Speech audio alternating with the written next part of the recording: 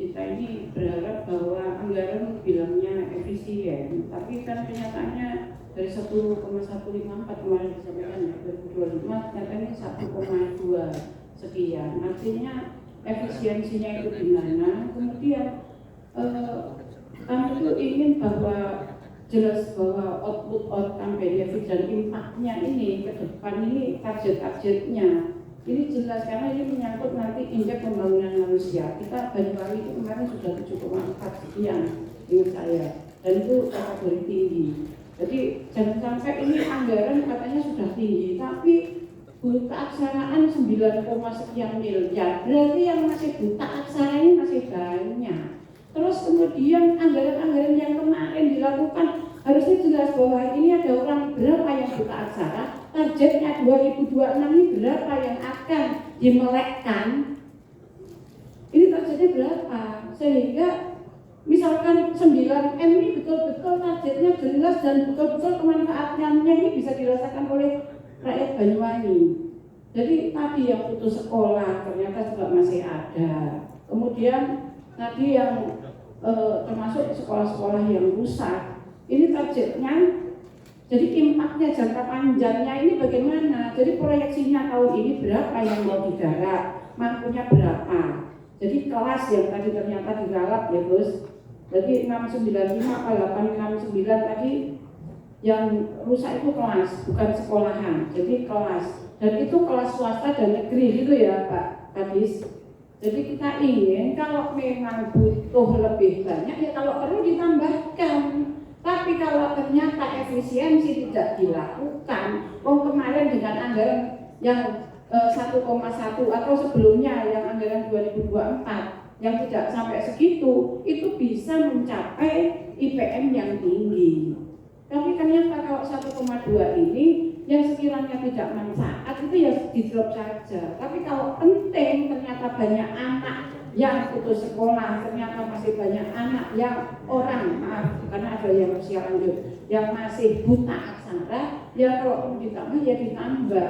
Jadi ini harus jelas proyeksinya ini sebenarnya anggaran sekian itu untuk apa dan berapa yang betul-betul bisa dirasakan oleh masyarakat. Monggo dijelaskan ini Pak Kadis. Terima kasih pertanyaan dan juga masukannya. Yang pertama, kami sangat mengapresiasi semua bentuk pertanyaan dan juga masukan menunjukkan kepedulian kita semuanya terhadap program wajib, salah satunya di PMK Banyuwangi yaitu pendidikan.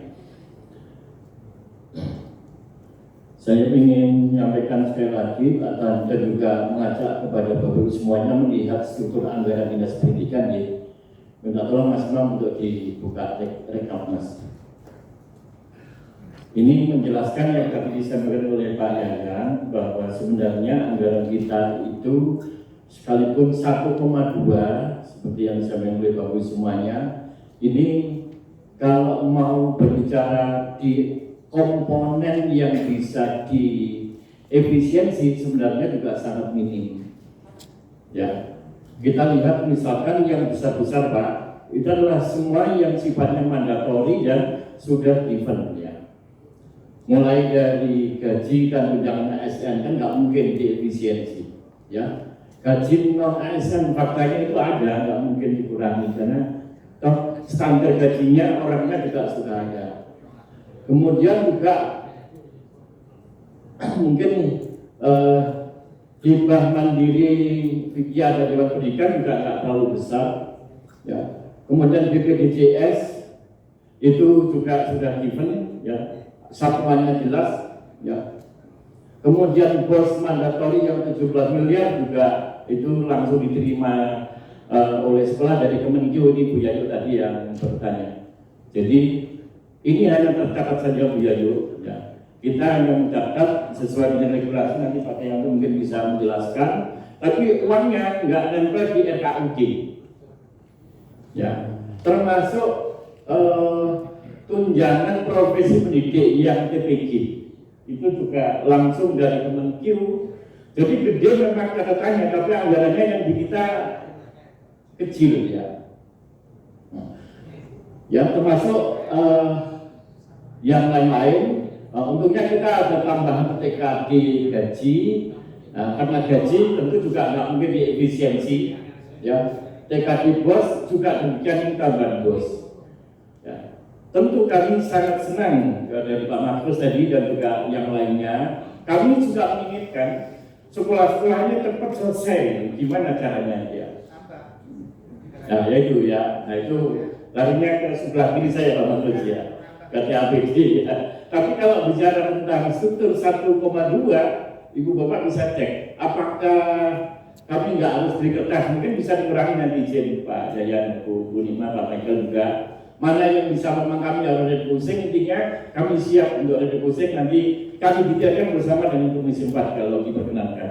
Ya, tapi kami hanya menyampaikan bahwa sebenarnya angka ini sebagian besar adalah angka yang nggak nempel di APBD ya.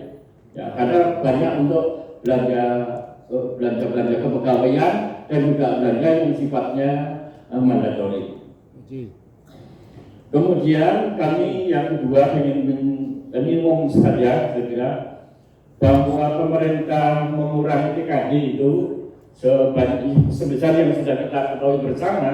Sebenarnya pemerintah juga sudah mencoba untuk mengembalikan untuk yang khusus pendidikan ini lewat program namanya revitalisasi bangunan sekolah Bumi. Ya. Yang ini baru tahun kedua. Tahun pertama kemarin transisinya yang ada 22 sekolah itu tahun 2025 itu dulu bunyi awalnya ketika masih APBN induk bunyinya masih dana alokasi khusus pendidikan. Di tengah perjalanan Pak Presiden dalam sebuah pidato di tengah kepala sekolah dan guru-guru menyampaikan bahwa DAK dikonversi menjadi revitalisasi yang pelaksanaannya secara swakelola. Dan itu terus berlanjut sampai dengan hari ini. Ini dalam proses penyelesaian. Di tahun 2026 Pak Presiden komitmen akan meningkatkan bantuan revitalisasi itu. Kami memahami mungkin nggak selalu benar. Ini adalah bentuk kompensasi pemerintah pusat yang sudah dalam tanda kutip mengambil anggaran kita, tapi dikembalikan lagi untuk pendidikan sebanyak untuk Banyuwangi sudah dapat kuotanya 307 sekolah. Kalau ini sekolah ini bukan kelas. Jadi kalau Pak Menteri ditanya di mana terus kontribusi kita, sebenarnya itu alurnya. Tapi kalau ini masih kurang, dengan senang dan pasti teman-teman sekolah juga senang. Pimpinan dan anggota semuanya kalau ada anggaran untuk menuntaskan sisanya, ya itu, ya. Kemudian yang terakhir, Mas Mam bisa dibuka target capaian pembangunan pendidikan di tahun 2026, mungkin sekilas saja, karena tadi banyak pertanyaan. Ini untuk target-targetnya kemana ya? Tadi riset Pak Mas Mam, udah riset? Ya, kita mungkin dari Rentra ya. Dinas Pendidikan, tapi